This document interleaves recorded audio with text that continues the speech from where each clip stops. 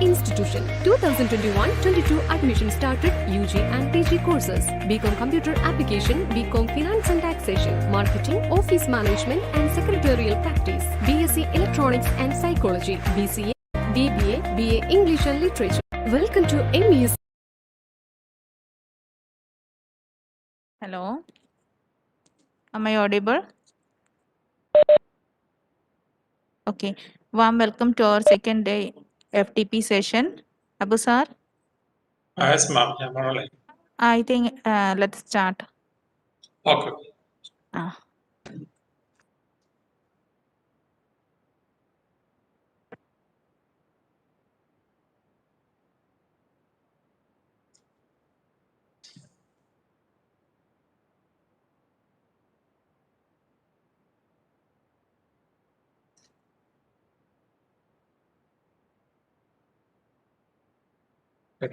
Teachers and students, very good afternoon. Today we will continue the last sessions. I have raised the basic concepts of image processing applications. Examples: how to read an images, then how to process some basic processing of digital images. Yesterday we have familiarized there are two number of packages are familiarized in while we are implementing this digital image processing applications. It is none other than one is where the numerical pi or numpy, and second one is where the matplot library. Okay, within 5 minutes I will try to complete this. I will give you the enough information related to the packages of numerical pi and the matplot library. Then without discussing this numerical pi and matplot library, we cannot able to continue the today's sessions. Right.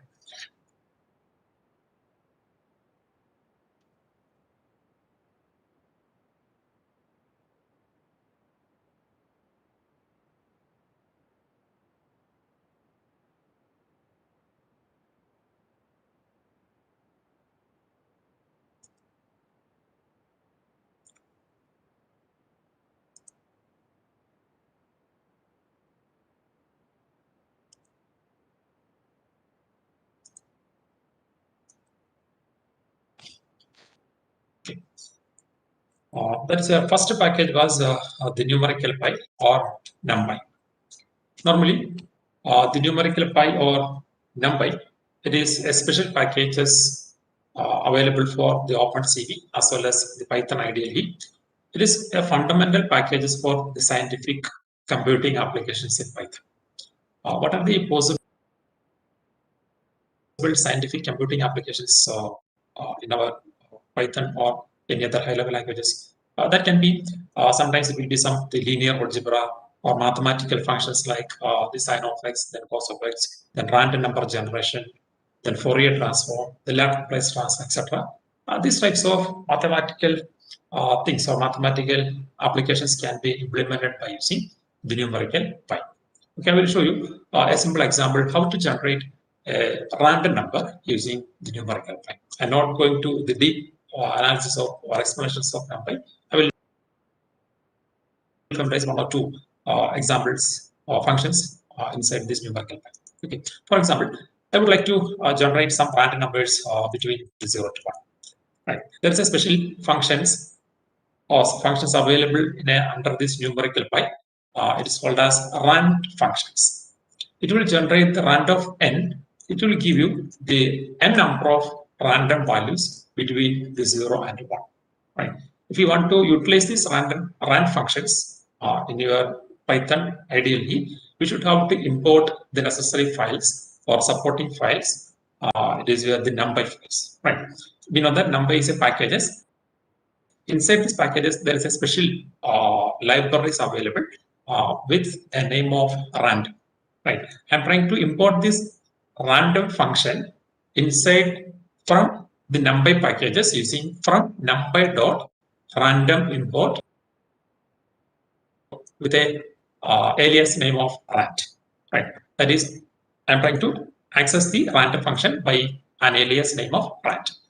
Then I am trying to generate the n number of random number from 0 to 1 by using the function rand function. That is, values is equal to rand of 10. I'm trying to generate 10 number of values or 100 number of values. For example, I'm trying to change it as number of 5. Try to generate the 5 random number, and instantly I will display the values in this Jupyter window itself. Right. Then I will show you. I will try to run this program. You can see that it will generate 5 random numbers lies between 0 and 1. Right. And I'll try to repeat this problem. Yeah, it will generate different number of or different variations of the random number lies maximum up to limit of the 5. Right. The next point is it possible to generate a random number, a negative values, or the random number between a specified lower limit and specified upper limit? Right. There are 3 types of random functions are available in NumPy. Then first one is rand functions, right? And another one is rand n functions. Okay, it will generate this value either in positive number as well as the negative number, right? I'll try to change the number. Rand function is changed from rand n. Okay.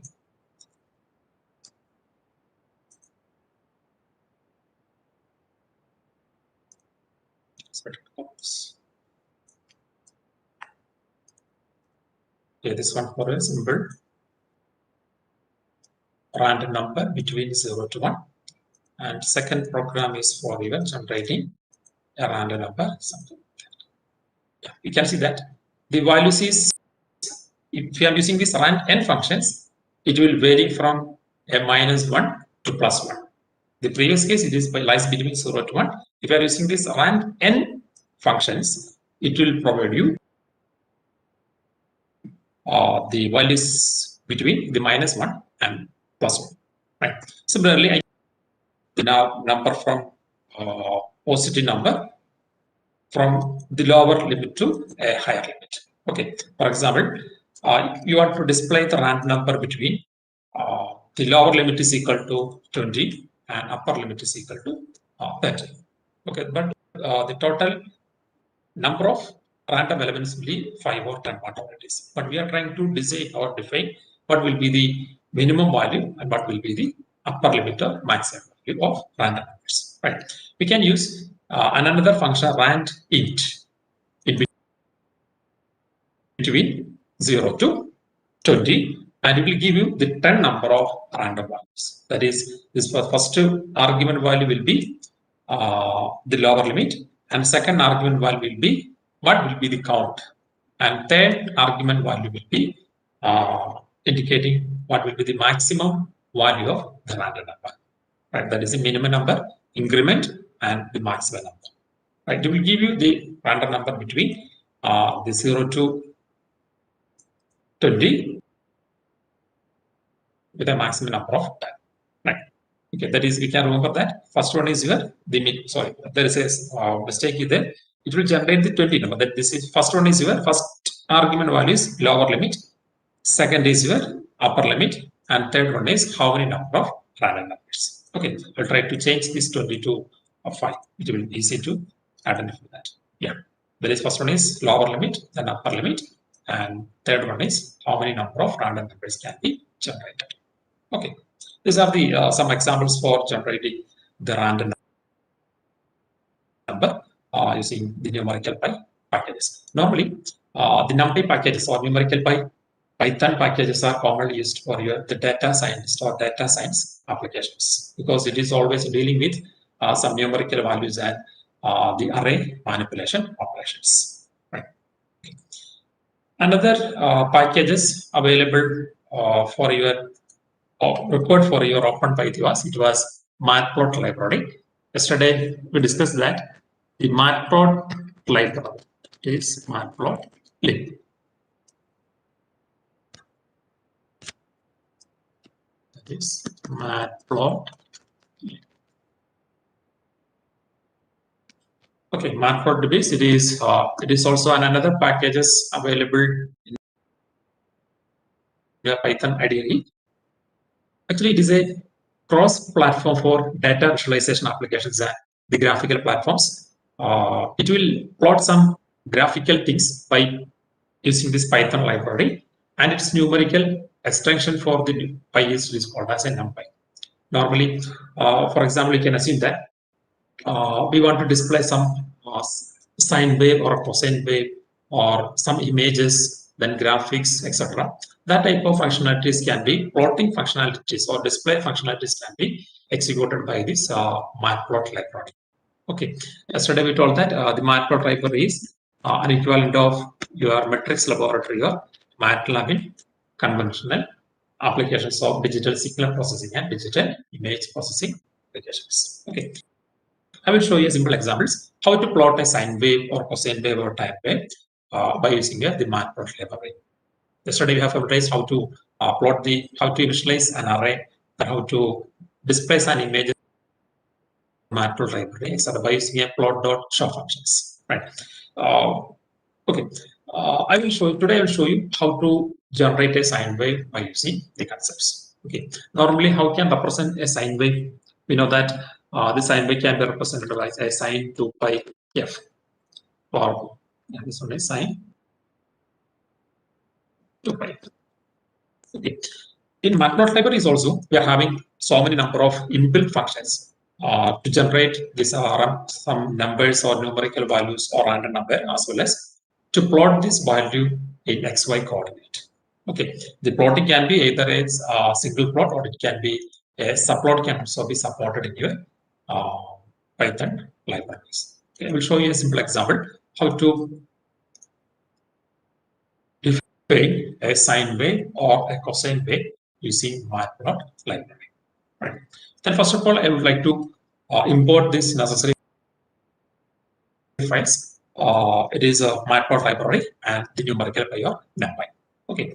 The next thing is we should have to define which is your starting address or starting point of a signal and what will be the ending point of a signal. For example, I am trying to generate the sine of 0, then sine of 1, sine of 2, or sine of 3, up to etc. sine of 500. I am trying to set this limit value from 0 to 100 or 200 or 300. Okay. For that purpose, there is a special or there is a function called as linspace functions. It is related with your numerical pi because we are dealing with numerical values or matrix multiplications or some sign functions, because that is why I am assigning this np.linspace function. Normally, the linspace function is available under the numerical pi packages. Okay, and I'm trying to say that 0 is the starting address or starting point, and 400 is the end of the sine wave or numerical end of the sine wave. And I would like to find this what about this product, that is it will be sine 2 pi f, that is 2 into pi, that is 2 pi f will be the 0, 1, 2, etc. That is where frequency value will be varying from either 0.1, 0.2 or 0.3 up to 100 or 0, 1, 2, 3 up to 500 or 300 whatever. That can be designed by the user using these linspace functions. Okay, the first argument is which is the starting address. Third argument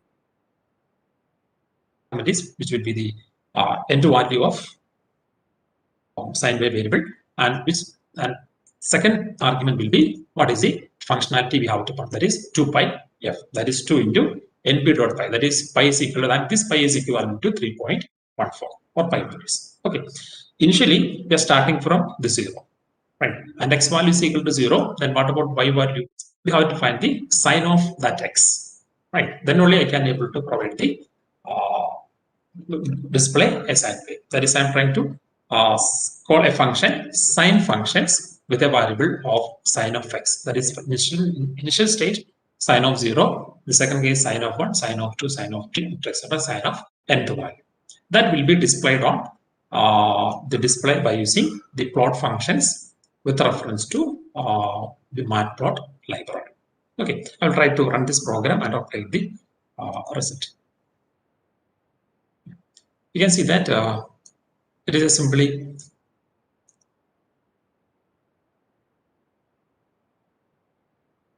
a sine wave is generated by using your matplot library and the numpy packages. Okay, if you want to generate a cosine wave or tan wave or etc., we can try to change the function name from sine to then cos wave. For example, we have to display the cos of or cosine wave. What have to do? We can change the sine function to this cos function. It will give you a cos. Okay, these are the simple procedure to generate some waveforms, either in the sine wave or triangular or sawtooth or random signal or ramp signal. Any type of signals can be generated by using the NumPy and NumPy packages, and that can be plotted by using the matplot library. Right. Our ultimate aim is, yesterday we have discussed that how to plot these images in single row or multiple row or single columns and the multiple columns. Right. I will show you how to plot multiple signals in a single window in row wise as well as the column wise. Okay. For example, I am trying to generate two signals, sine of x as well as the cos of x. That is, I am trying to generate another z is equal to np dot sine of x. Okay, that is sine wave as well as this cosine wave. Okay, then how can plot this cosine wave or the third wave? That is, I have to use a y or plot a y dot plot of x comma y. That is, we are having only two variables, z and x. In case of cos x, we are having xy. In case of sine signal, we are having the two variable y and as well as the x. Okay, z and x as well as x and. Okay, let me try to check this. That this ay is not different. Yeah, you can see that the sine wave is plotted in this directions and cosine wave is plotted in the another directions.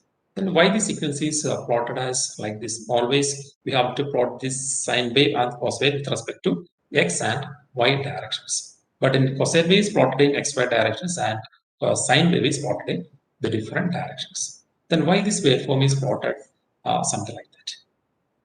Actually, I am assigning only a single subplot functions in the program. So we have to, for sine wave as well as this cosine wave, we have to define the separate subplot. Right? Otherwise, it will be displayed in a single or a single window format. Your ultimate aim is we have to display these images in the multiple lines. So for that purpose, we have to we have to repeat the program for the separate subplot functions for sine wave and this cosine wave. Then it will be that the signal will be or images will be first your sine wave and second the right side of the sine wave it will be displayed by a cosine. Okay. Okay, this is a simple example to how to plot the sine wave and the cosine wave using this matplot. Okay. Our topic is we have to discuss what about the image processing applications of using your OpenCV. So let us jump to our core subject or core topic, how to process these images using your open computer vision. Okay. Then first of all, we have to discuss what about the how to rotate an images using OpenCV platforms. Normally, in case of digital image processing applications, we have to provide some or we have to execute some operations like image blurring or image denoising or black and white to grayscale images conversion or RGB to grayscale images, then image rotations, etc. These are these basic experiments we have to perform before processing your images for either medical applications or either face recognition applications, etc. So we have discussed how to rotate these images using OpenCV applications and what will be the mathematical background of that images. Right. I will show you a simple example how to rotate an images. Then we can discuss what about the mathematical background of the rotation functions in OpenCV.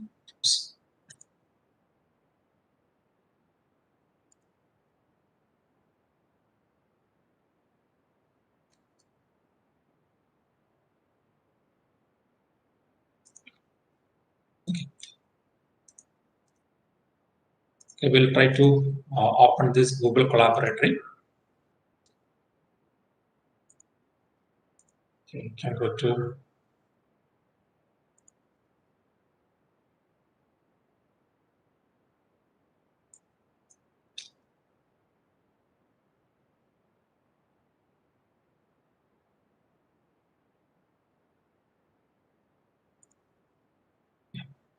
It is equal to collab.research.google.com and open a new window.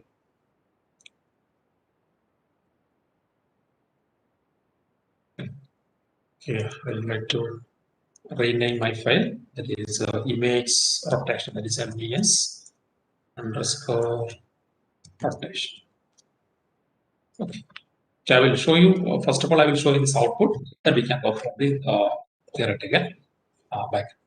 Then first process is we have to upload your images to Google Collaboratory. Then only it will be accessed from here, the local drive. Okay, for that purpose, we can click on this file folder and upload images from your local system by using this upload button. To upload an image is this. You can try to upload a JPEG file with name is Becca. Right. Okay. Then how can read these images from Google Collaboratory or Google Colab? That is by using cv2.imread function with a file name. Then file name will be copied from here. You can right click on this image and copy path and paste it on. Right. That is, this is the image file path. Then what about the second argument inside this cv2.imread function? There are two arguments are there. First one is your file name and second one is there is a 1. I am trying to put it as a 1. What did that 1?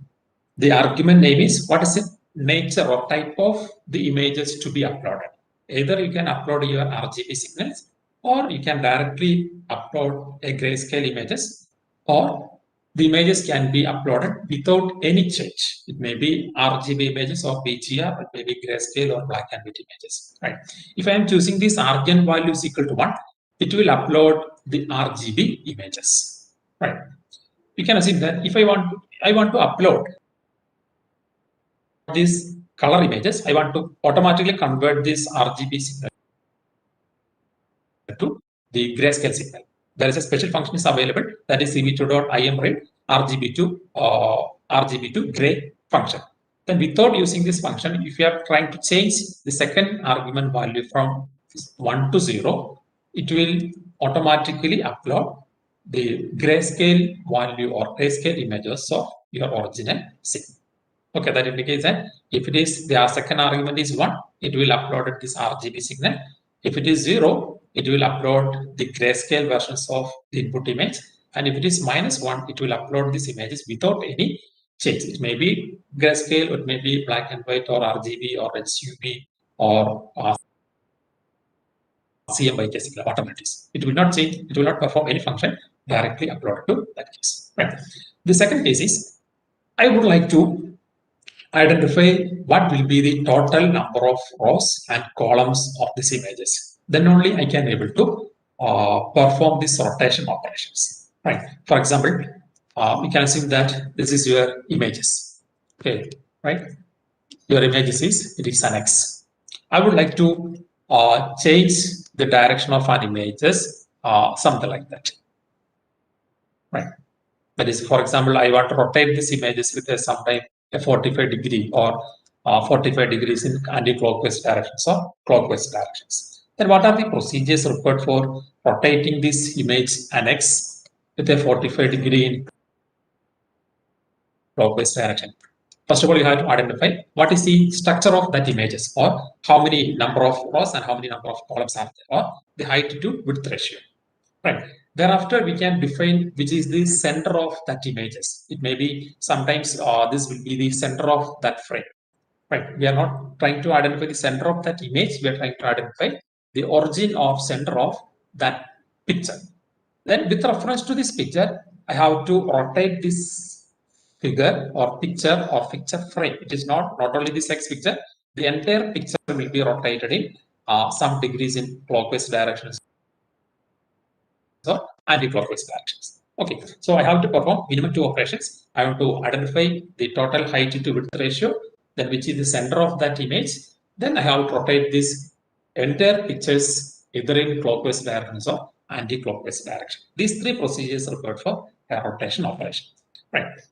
And let's say, okay, by using this OpenCV, how can identify the shape and the total number of rows and total number of columns of an images, right? By using this image.shape function, there is a function called as shape functions. It will give you the total number of rows and total number of columns in a particular images. Okay, for example, I will show you a simple program only to identify.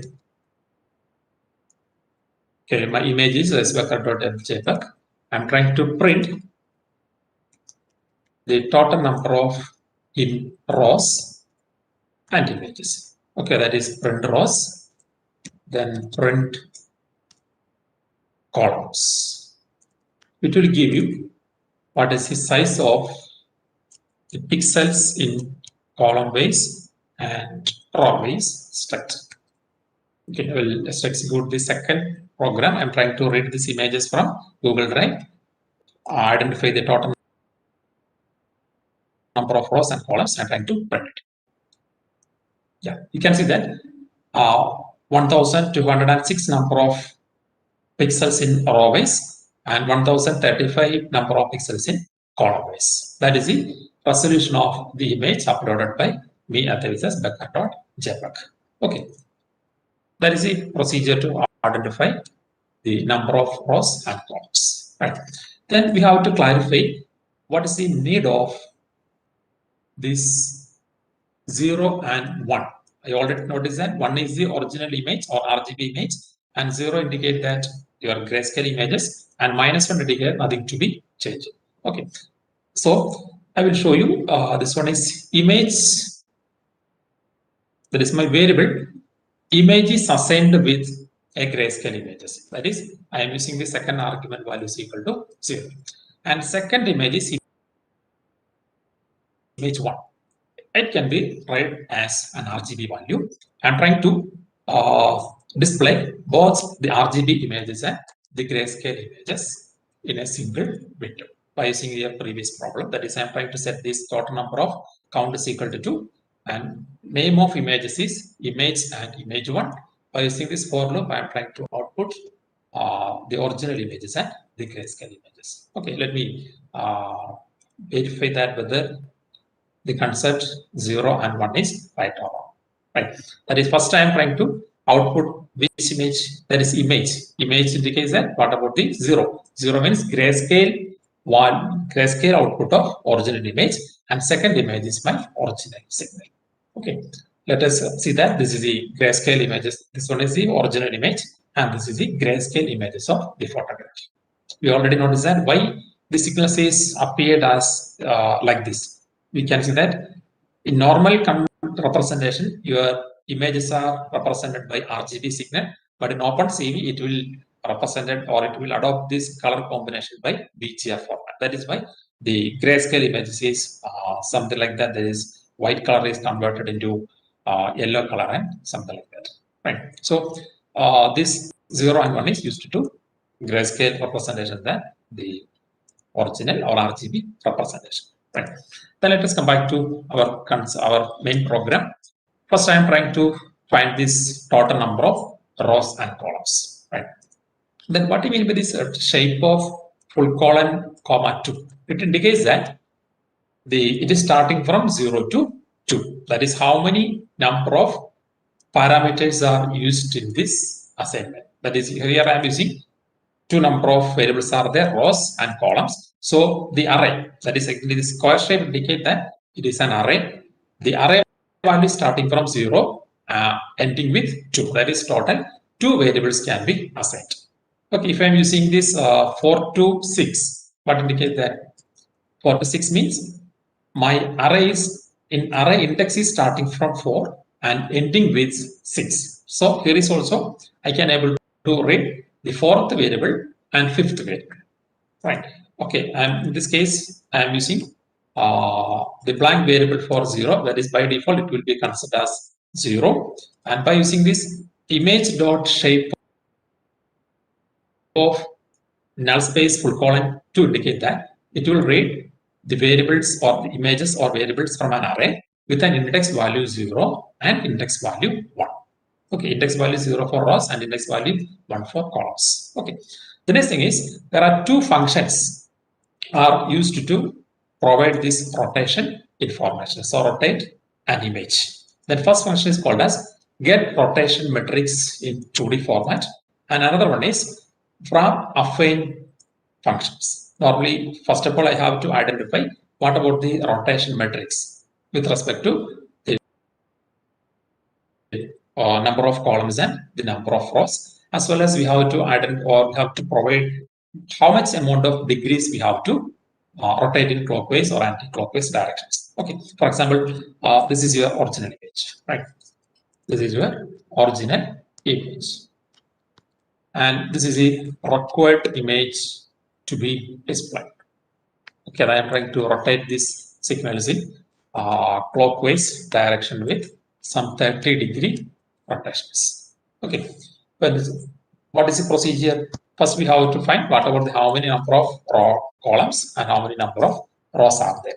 Then, with respect, then next point is we have to identify the center of that images. How to find the center of that images? That is row divided by 2 and column divided by 2. That is, I am trying to find a function, or I am trying to set this parameter of that function with parameter is column divided by 2, as well as the second parameter is rows divided by 2. Definitely, these two variables will be used to find the center or origin of your images. Right. The next parameter is or argument value is how much amount of degrees we have to rotate. If it is rotated in positive directions, we can use plus 30. It will give you, it will rotate it in anti-clockwise direction with 30 degree. If I am providing this minus symbols, it will rotate it in clockwise direction with 30 degrees of rotations. Okay, so we are trying to set which is the origin of images and how much degrees of rotation to be performed. Right. And the next process is we have to apply a transformation called as affine transformations. I will show you what is the mathematical background. Now we can assume that there is a affine transformation is used to provide the rotations with respect to the above transformation matrix. We are having two parameters are there, row divided by 2, then column divided by 2, and how many degrees of rotations, either in clockwise directions or anti-clockwise direction. With respect to this above parameter, we have to apply this affine transformation on that images. Okay, so I am assigning a variable called as a transformation matrix with a capital M.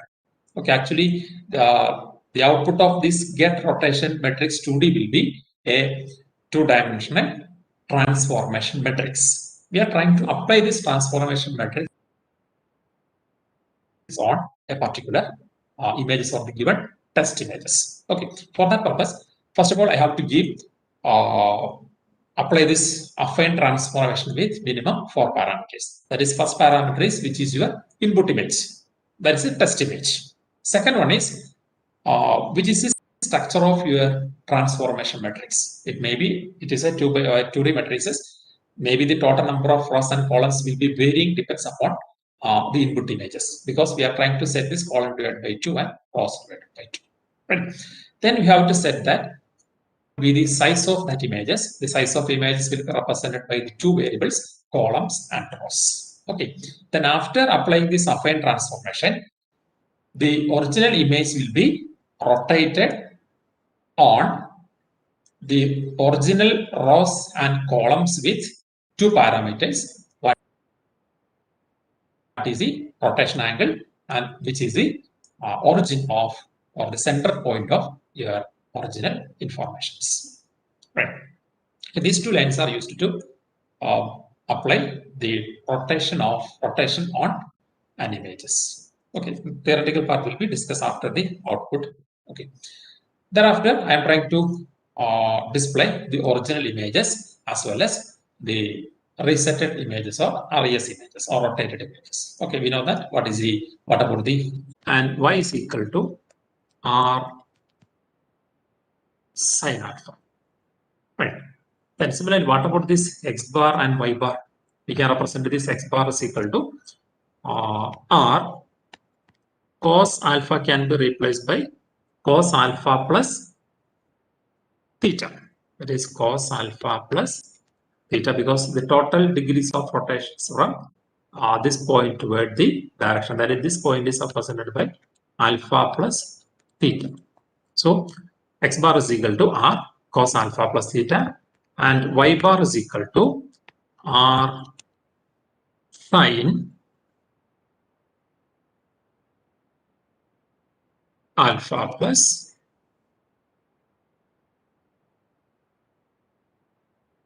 theta.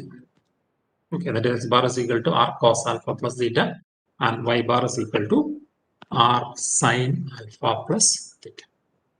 Right. Then what about the transformation? That is, we are having different variables. X is there, then y is there, x bar and y bar is there. Then what about the transformation matrix represented by this M? The transformation matrix having, that is, we already noticed that x is equal to r cos alpha, cos alpha, and y is equal to r sin alpha, and x bar is equal to r cos alpha plus theta, and y bar is equal to r sin alpha plus theta. Then what about the transformation matrix? The first transform matrix we are having, what about the x variables and the y variables? You know that. What about x bar and y bar? That is, x bar is equal to, and then we are having cos theta and cos alpha is there, as well as sin alpha and cos theta is there. Right. So we can represent this. X bar is equal to x cos theta plus y sin theta. That is why the matrix representations of the above two equations can be represented. The first matrix is x bar and y bar. The second matrix having it is a 2 by 2 matrices with values of cos theta and minus sin theta, as well as the sin theta and cos theta multiplied by the two variables x and y. Okay, this is the final matrix or transformation matrix of the given rotations in clockwise directions. Right. Similarly, I can able to find this. What about the anti-clockwise direction, rotation along the anti-clockwise direction? For example, we can consider this is the original point P of xy, right, with an angle of alpha, and I'm trying to rotate it in anti-clockwise direction with a new point called as a bar of x bar y bar with an angle of theta. Right. The transformation matrix can be more similar to this M1, but the sign of cos theta and sin theta may be changed because we are trying to rotate it in anti-clockwise directions. Okay, this is simple procedure to identify the transformation matrix of the given images. Right.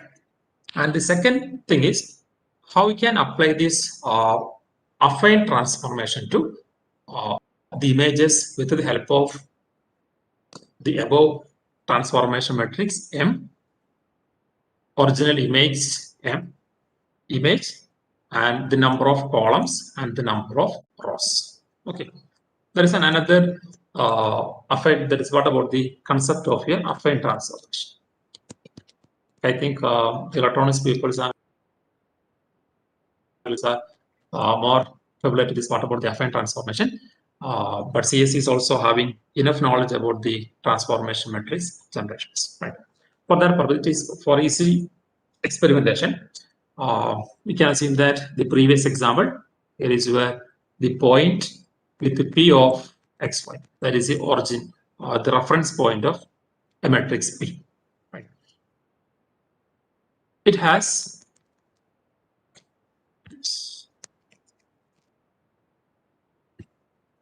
trying to set this. This is your x coordinate. This is your y coordinate. Okay. Then after applying this rotation matrix, what will be the position of the images by using affine transformations? Okay. You can assume that this is the origin of x, and this one is another point, reference point called as PQ. That is O. That is origin O of xy. Okay. Definitely, this will be parallel to this x-axis, and it will provide you a rotation of alpha as well as the values of theta. Okay, and this origin is called as P of xy, and rotated coordinate is represented by P bar of x bar y bar. Right. Okay. Then you can continue the above analysis for finding this x coordinate, x position or x variables, then y variables x bar and y bar and so on. Okay. Then what about x? We can represent this x equal to x0, that is, this one is x1, this one is x0, this is capital X, that is x0 plus r cos alpha, and y can be represented as y0. Definitely here is you are having a variable y0 plus r sin alpha. It's not theta, it is sin alpha. Right. And what about x bar?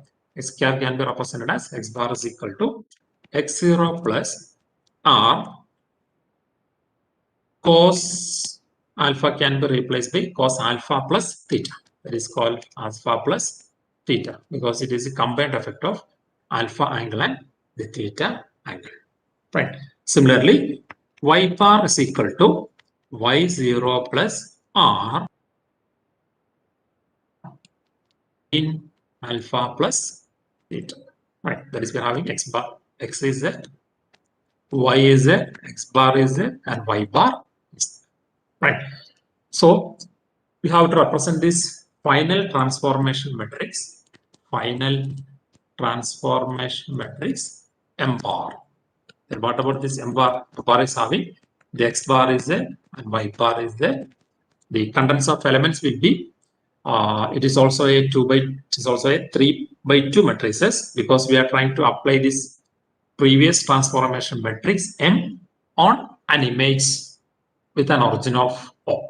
Right. So the first 2 by 2 matrix will be copied from this previous transformation matrix, that is cos theta minus sin theta, cos theta. That is the previous transformation matrix. Purely it will be an M. Right. And the second part will be, what about your x bar and y bar? We can see that the x bar can be converted into this one, that is x bar is equal to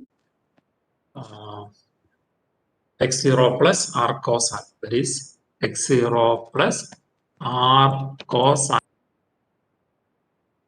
plus theta, and y0 plus r sin alpha plus theta into x and y coordinate. Okay. This is a simple transformation matrix after applying here the affine transformations on the images. Okay, the net effect of your result will be your original image will be rotated in anti-clockwise directions or in clockwise direction with an angle of theta degree provided by the user. Right. You see mathematical background of how to apply the rotation on a particular images using the rotation matrix, the function named as get rotation matrix 2D function, and the affine transformation applied to this images. Right. So this is the concept of how to apply the rotations on a given images. Right.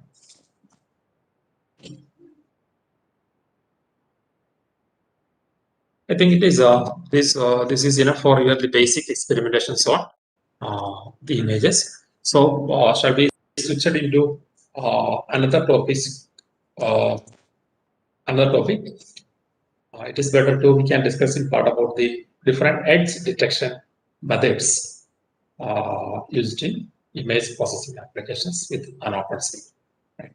The basic step of your image processing applications is we have to identify the object or object from an images by using some boundary detection algorithms or edge detection algorithms. Right. Normally, there are three types of edge detection methods are available. Then first one is called as the canny edge detections, and second one is Sobel method, and third one is the fuzzy logic method. Okay, before going to this part about the, we have discussed what about the edge detections. Right. Normally, the edge detection method is used to identify these objects from a group of from an images, or we have to identify the object in a group photos. For example, we can assume that we are having an images with multiple humans are there, more than one number of humans, or maybe some background is there, some animals may be there, or buildings, then vehicles, etc. First, we have to identify the boundary of that images by using some edge detection algorithm. Then only I can able to identify whether that image is related to a vehicles or a trees or natural images, or it may be a noise signals or human body or male or female, etc. The first step of your image processing step is we have to identify the edges of an images using some algorithms called as the Sobel edge detection algorithm, the canny detection algorithm, Prewish algorithm, then Roberts and fuzzy logic, then Laplace transform, etc. These are the some types of edge detection algorithms available for digital image processing applications. Right. I will show you what are the basic procedures for identifying the edges of an image using the canny edge detection methods. Okay. First of all, I will show you this output, then we can go for the explanations of that. Right.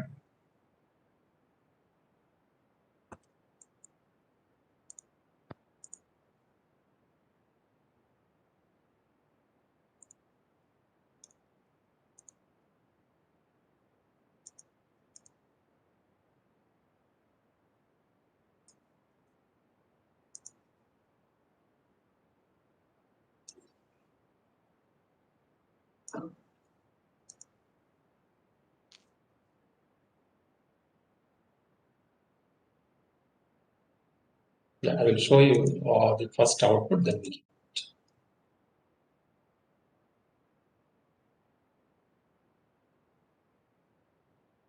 Okay. You can see this. This is the original image I have given to this program. That is a photograph of the MES College in Mary. I would like to identify the edges of the trees, then buildings, then the road, etc.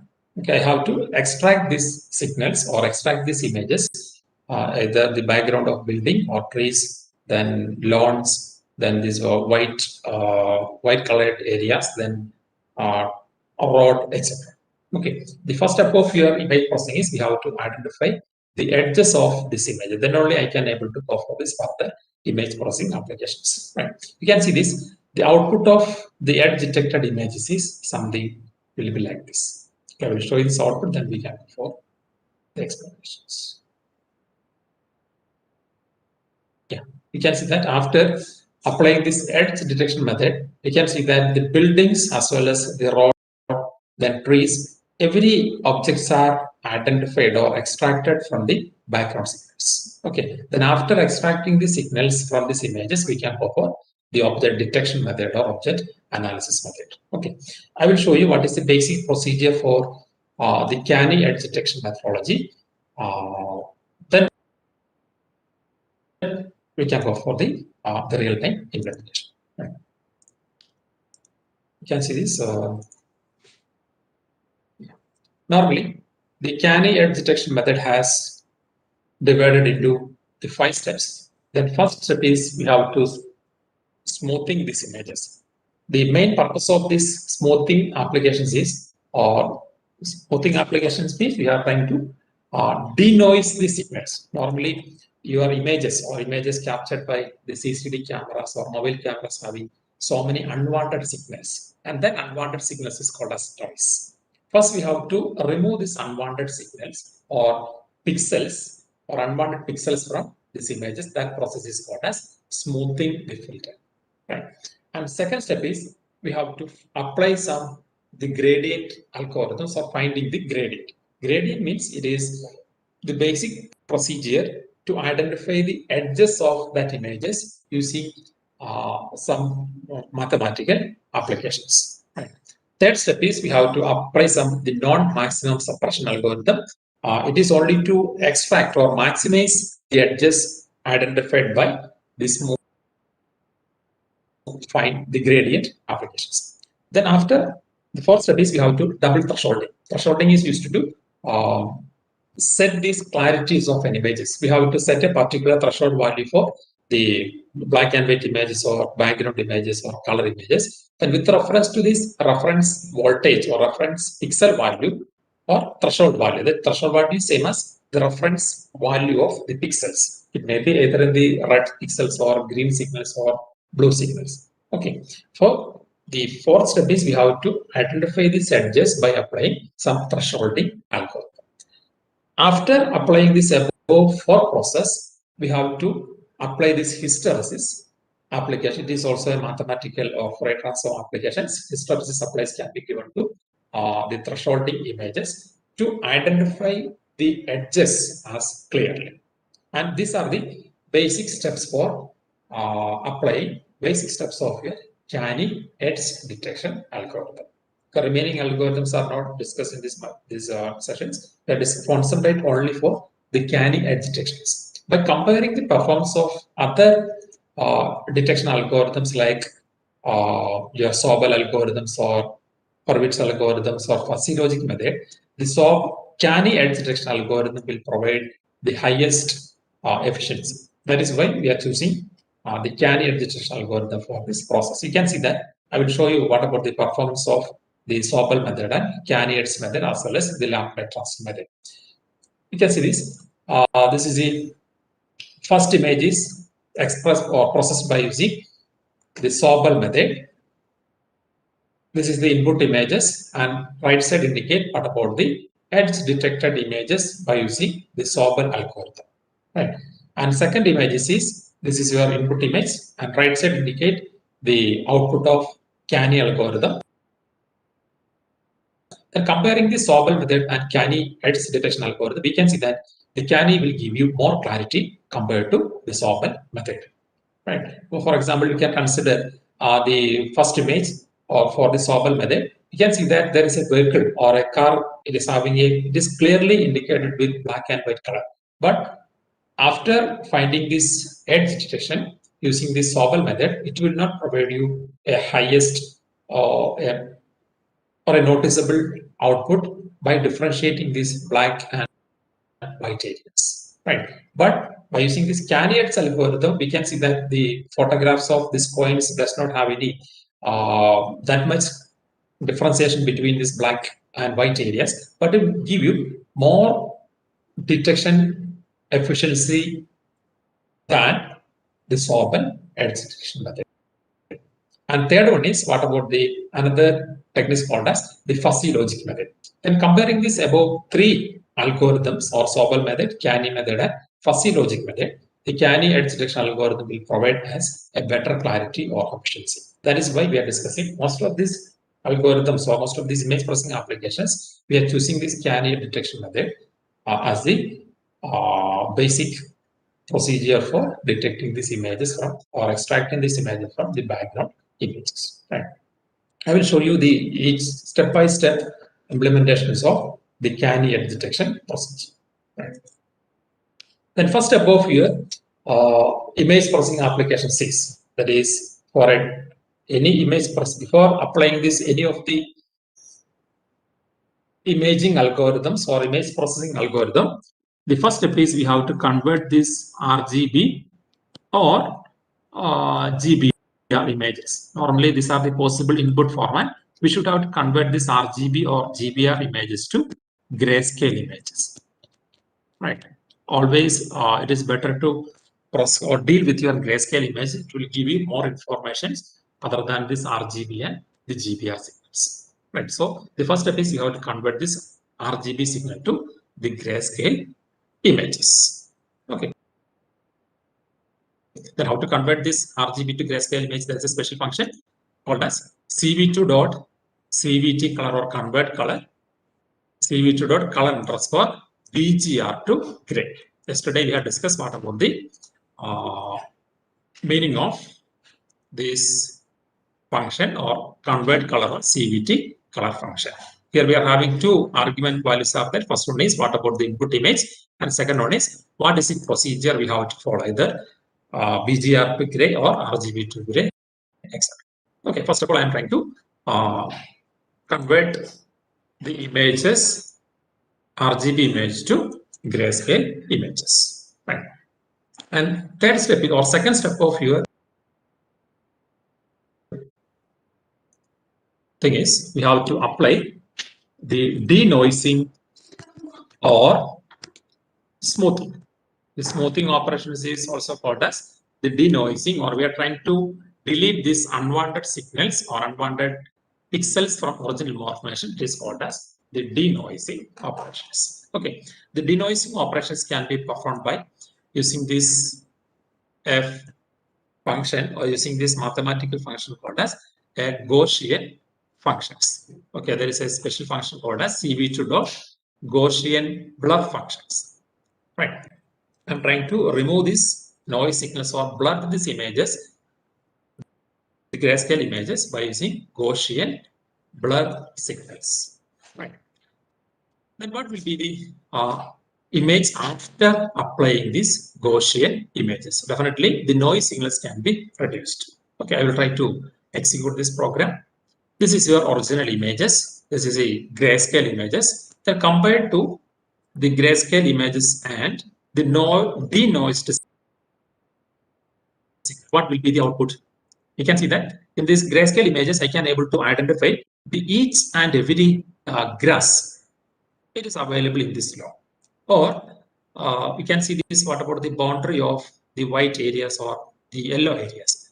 In the grayscale images, you can see that there will be some gray signals is overlap to the yellow regions of original images. Then after this, and this signals is called as the noise signals. Normally, this dot or the black dots available on the yellow signals or yellow areas is called as the noise signals.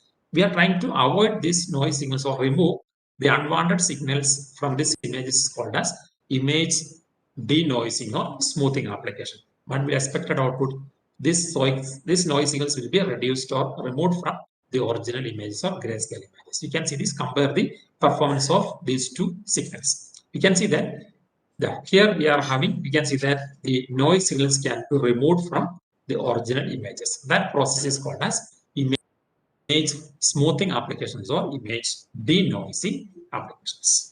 Right, and the denoising applications can be executed by a function called a function called as a Gaussian functions. We are using this Gaussian function. It is inside this OpenCV. There's a special function called as cv2.Gaussian blur image comma. What about the remaining parameters? Okay, so I can able to perform this smoothing or denoising operations on these images. Okay, also we can compare the performance of these original images. We can see that here we are having some clouds are there. Okay, that is the clouds is represented in white color, and here is also having some black cloud are there. Right. Actually, these black and white clouds are the unwanted informations or noise signals. Then after applying this Gaussian blur function, we can see this. What about the output? Here, the black clouds are already removed, but some white clouds are also remained on here. Okay, otherwise, I will show you this output in a single window. It will be more easy to identify the differences between these three. Yeah, see this. Yeah, this is your original RGB signal, RGB image. This is your grayscale images, and this is the denoised signal.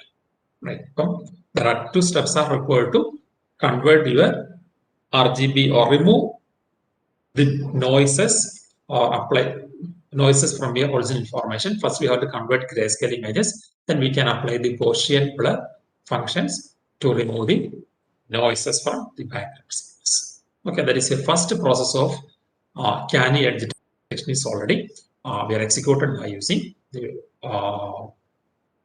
function Gaussian blur functions. Okay, then which is your next step? We have to apply some gradients. Then what about the gradients means? We have to identify the edges, or we have to mark the edges where the gradients of images have some large magnitudes. Right. There is also we have to apply some mathematical functions. I will show you the procedure. Then we can go for the theoretical part. Okay. Yeah, you can see this. This is the original signals I have applied to the gradient functions, and you can. There are three outputs that I have already displayed by using some Laplacian signals and Sobel algorithms. I am applying two algorithms. First one is your Laplacian algorithm, and another one is the Sobel algorithms. Then which one is having this highest impact for converting, for identifying these gradients of that images? Which one is having this highest clarity? And what about Laplacian? Laplacian, we don't have any images can be seen in this output because there will be some gray signals are there, but there is no matching with these original images. Then what about the Sobel X and Sobel Y? Compared to the Sobel X, Sobel Y algorithm has better than the Laplacian as well as Sobel X or Sobel X algorithms. Okay, so you can choose either Laplacian algorithms or you can use either Sobel X or Sobel Y. Here I am choosing the Sobel Y algorithms for applying the gradient descent algorithm or gradients to find the edges or smooth edges. Okay, our ultimate aim is we have to identify these edges with a gradient application. So Sobel will give you the highest output, right? Okay. The first step is we have this is a simple program. We have to read these images from your drive. That is the first step in your to discuss it. Right. There are three functions are available for the gradient descent algorithm. The first one is the Laplacian algorithm. Second one is the Sobel X, and third one is Sobel Y. Okay. We have to set this. You have to apply this CV dot Laplacian functions or CV dot Sobel functions to identify the gradients of that images. Okay, right. Then after applying these three algorithms, we are trying to plot the signals by using the Markov library. The remaining 5 or 6 lines are only used to display these images after applying this Laplacian and X Sobel and the Y Sobel. Okay, here I am trying to delete this Laplacian as well as the Sobel X coordinate method because Sobel Y will give you the highest clarity compared to the Laplacian algorithm. Right. So we have applied it. What about the second step is we can apply the gradient descent algorithms on the smoothed images. Right. The next step is we have to apply some thresholding. Actually, the thresholding means okay, you can just give a figure. Yeah. Then actually, how can identify the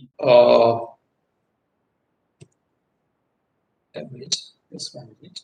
Yeah, this is your original image. Normally, how a human can be identify the difference between or the edges of this white colored and the black colored area? Definitely, the values of the threshold values of this area will be higher than the threshold values of the black area. The boundary can be detected by the human by comparing this luminance of the white areas and the black area. And this boundary can be detected. Boundary can be defined this the threshold value. For example, the white pixels are represented by 256 and black colors are represented by 0. Right. Normally, we are trying to compare the values of each pixels with their corresponding values. For example, you can assume that this is the images. Okay, and we can assume that the image value on this particular point is given by some 220, and this pixel values of this point, actually this is a white pixel, the white pixel is given to you at 256, right? And the first value is at 200 and second value is equal to 256. Then how to identify this boundary? By comparing the values of 200 and 256. We can see that there will be a pixel difference between the point P1 and point T2, point P2. Okay, so by comparing the pixel values on a point called as P of xy and P of x1, y1, we can easily identify that there will be a discrimination between the point P and point P1. Okay, so we have to apply some thresholding algorithm on a particular images to identify the edges before applying the last step of your or edge tracking method. Okay, I will show you what are the different thresholding algorithms used in edge detection methods. Okay, there are 4 types of it is not 4, it is a 5 number of thresholding algorithms are used in image edge detection process. Then first one is your the binary, second one is your binary inverted, then truncations, then to 0 inverted and to 0.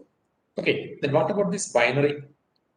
Binary, that is, it is our binary indicate that we are having two pixel representations are there.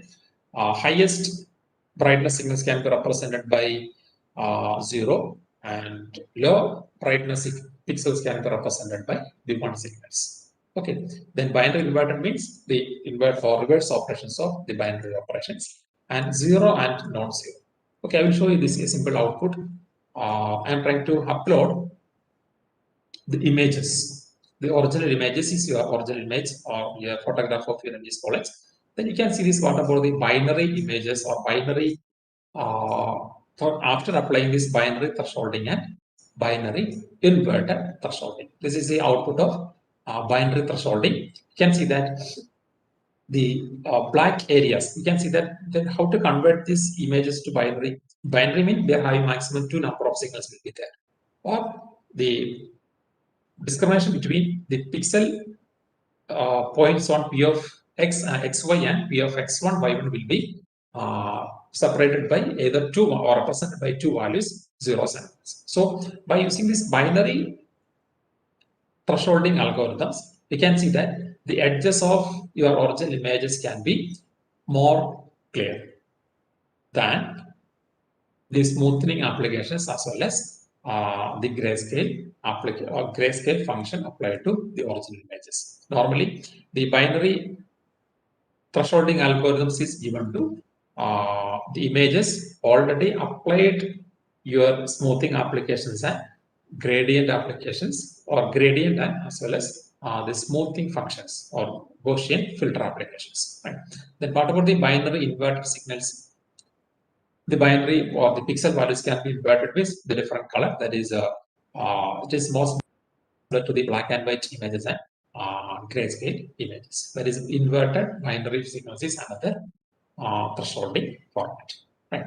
And third one is the truncations, then to 0 and to 0 inverted. We are comparing the pixel values of each and every point with respect to the nearest pixel values. We are trying to decide the values of the corresponding pixels. If you are having a smallest difference between P of xy and P of x1, y1, we will keep it as P of xy itself. If you are having a highest difference, we will set this P of xy is equal to P of x1, y1. That is the concept of inverted representations and non-inverted representations. Right. Then which one is more suitable or more clarity or more efficient thresholding algorithms applied to these original images, whether it is binary or binary inverted, then to 0 or truncations or to 0 to inverted. We can see that comparing this output of these 5 algorithms, binary as well as to 0 is having this highest clarity for edge detection procedures. Okay, either you can continue with the binary thresholding algorithms or to 0 thresholding algorithms. Okay, that is This is simple examples of we are trying to apply this binary algorithms or binary thresholding algorithm on these images with some values called as some pixel values called as 127 and 255 with a function cv dot threshold to binary and cv dot threshold to 0 or 0 to inverted or binary to inverted and so on. Okay, you can choose the first one. It is better for you. Remaining things can be deleted from your program. You can all try to apply the cv dot threshold functions. Okay, cv dot threshold binary function. Right. This is the pre-final step of here, the canny edge detection algorithm. The next process is we have to apply the edge tracking method. Okay, that is the last step of your algorithm is we have to apply the edge tracking by hysteresis. Here in this case, the final edges are determined by suppressing all the edges that are not connected to every certain edges. Okay, that is the final step of your the canny edge detection algorithm. Okay, then after applying this canny edge detection algorithm, you can see this. What about the output? This will be the expected output of the canny edge detection method. Normally, the above 5 steps is not necessary for your implementation. Only for the theoretical aspect of information I have discussed. These are the different steps of your canny edge detection algorithm. The only thing is that we have to call a function available in your OpenCV. It is none other than that is cv2.canny functions. That is enough. We have to just call a function. Otherwise, you have to read the images from your database or from your laptops and call the canny detection function with respect to the cv2. Right? The above 5 procedures have been executed in the background of that canny edge detection algorithm. Okay, only to access the canny function. Okay, then inside this canny function, I am trying to say that our canny image is equal to cv2.canny of canny functions. Inside this canny function, we are having 3 parameters out there. First parameter is which is your test input or image to be applied by the canny detection or canny algorithm. And second is what about the threshold values. Okay, here you are having 2 threshold values are there. I am trying to change the threshold value from 100 to 50. For example, I am trying to set this threshold value as 50 or 50 or 50 or 100, whatever it is. Right. Then what will be the effect on the edge detection method? We know that thresholding means we are trying to set the a reference value for the nearest pixels. Right. If there is a highest difference between these pixels, it will not identify the pixel. Right. If you are having a small thresholding value, it will give you more clarity on edges or output of the edge detection process. So I will show you this output. I am trying to set this image is equal to 50 and 100. That is threshold values in x direction c is 50 and y is the 100. Then what will be the expected output of this? Okay, I will try to execute the program. You can see that it will detect more edges on that particular images. Actually, it is not at all easy to identify the trees or buildings and roads or the lawns, etc. from these original images. So we have to try to increases the threshold value from 50 to some 330 or 400. Right? It will give you more detection clarity. It is detection probability. It is very high if you are using this low thresholding value. But in this example, we cannot able to differentiate which one is the trees and which one is the humans, which one is the lawn, and which is the buildings, etc. So we have to try to change the threshold value in a trial and error method and try to get this clear view of an images. Now we can see that the clarities of that images is or detection method is improved while I am choosing the 330 and the 500 as the threshold value. Okay, let us change from 330 to then 430 and 500. Let me see that what will be the effect on that. Yeah, now it will give you a better edge detection on this particular images. Right. Okay, this is a simple procedure for canny edge detection methodology. Right. Okay. Then how can read this another images and apply this canny edge detection procedure. Okay, this is a continuation of your previous program. I will show you the complete program to apply the canny edge detection on a given images. Right. Let's say that first of all we have to copy the images from the Google Drive and set this. Okay, I will send it to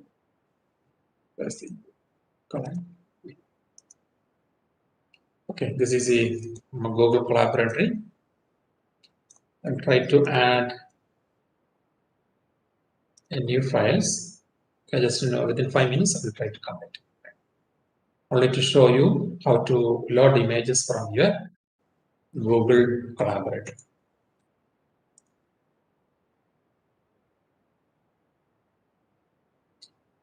And this is the previous program. I'm trying to copy these images to another one. Okay, as I'm trying to write the images from your Google Drive. The name is becker.jpg. Right. The rows and columns is not required here. I'm trying to delete it, and it is also required. Okay. Then try to apply this image canny detection algorithm using this case.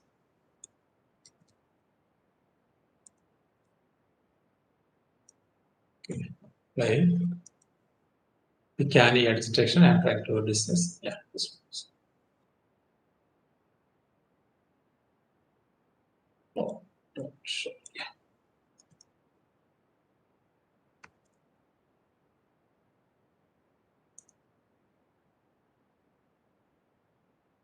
ing is not defined. That is my file name is ing. Okay. Conclude it.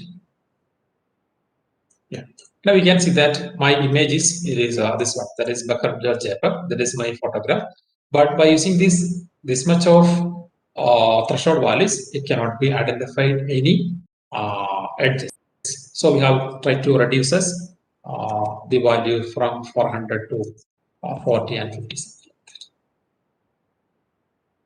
Yeah. Now we can see that it is this is the edge detection images of my photograph that is uploaded to here. That is, this is my photograph. The edge detection is more clear while I am choosing less threshold values. Okay, I'll try to change the value. It will give you the clarity. That is, edge detection method is giving a better output. It is better to choose the values in lies between 60 to 70 for this particular images. It will give you a clear view of the boundary of images to be uploaded. Right. Otherwise, I will try to show you what about the original images and edge detected images. Yeah, this is the original image, and this is the edge detected images by using canny edge detection algorithm. Okay. I think this is enough for the edge detection methodology. I will try to share these programs with help of your coordinators. You can try. I will give you more programs. You can try to work on with these canny detection algorithms and try to develop a simple detection algorithms or detection program, either by using this Google Collaboratory or by using any Jupyter or by OpenCV platforms, which is already equipped with your laptops or personal computers. Right. Tomorrow, we'll discuss what about the face detection methods, then face recognition or eye, the different parts of the face. It may be some eyes or nose or smile, etc. Right. I think you are getting enough information related to the edge detection or canny edge detection algorithm. And let me try to wind up the sections because now time is now 3:24. Right? And if you have any doubts regarding to the section, you can just chat, give this, put it on the chat window, or you can ask to me. I'll try to give you the clarifications. Otherwise, we'll try to wind up the sessions. The coordinators, I think coordinators are also there, right? Asham is Yes, sure, sir, sure. from the participants. I will try to clarify. Okay, so thank you all. Thank you, Abubakar sir. Today's session was very informative regarding the edge detection. We concentrated on tiny edge detection, right? So if somebody has got any doubts regarding inquiries regarding with the session, you can raise your queries through the WhatsApp group which we are maintaining for this purpose, or else you can directly call me. I will update the same with Abubakar sir. I think let us wind up the session and we can meet tomorrow by 2 p.m. Okay, thank you all. Okay, make sure that you have filled the attendance sheet as well. Okay, the form is shared in the chat box. Thank you all. Let's meet tomorrow by 2 p.m. Okay, thank you. Thank you, sir.